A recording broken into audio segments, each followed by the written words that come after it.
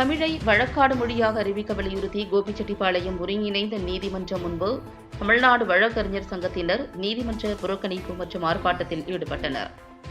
சென்னை உயர்நீதிமன்றம் முன்பு தமிழ்நாடு வழக்கறிஞர் சங்கத்தினர் தமிழை வழக்காடு மொழியாக அறிவிக்க வலியுறுத்தி உண்ணாவிரத போராட்டத்தில் ஈடுபட்டு வருகின்றனர்.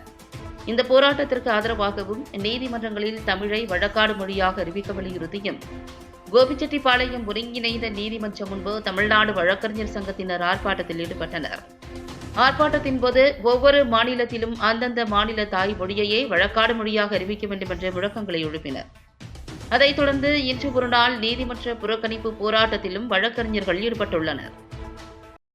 போராட்டம் போராட்டம் வழக்கறிஞர் போராட்டம் வழக்கறிஞர் போராட்டம் உரிமை கோரி போராட்டம் உரிமை கோரி போராட்டம் அவரவர் மாநிலத்தில் அவரவர் தாய்மொழியை வழக்காடு மொழியாக்கு வழக்காடு மொழியாக்கு அவரவர் தாய்மொழியை அலுவலக மொழியாக்கு அலுவலக மொழியாக்கு போராட்டம் போராட்டம் போராட்டம் போராட்டம் உயர் நீதிமன்றத்தில் சங்கம் வளர்த்த தமிழ் மொழியை தமிழ் மொழியை வழக்காடு மொழியாக்கு மொழியாக்கு தமிழர் என்று சொல்ல மொழியாக்கு வழக்காடு மொழியாக்கு போராட்டம் வாழ்க வாழ்க வாழ்கவே வாழ்கவே சங்க தமிழ் வாழ்கவே தமிழ் வாழ்கவே வெல்க வெல்க வெல்கவே தமிழர் போராட்டம் போராட்டம் போராட்டம் போராட்டம் வழக்கறிஞர் போராட்டம் வழக்கறிஞர் போராட்டம் உரிமை கோரி போராட்டம் உரிமை கோரி போராட்டம்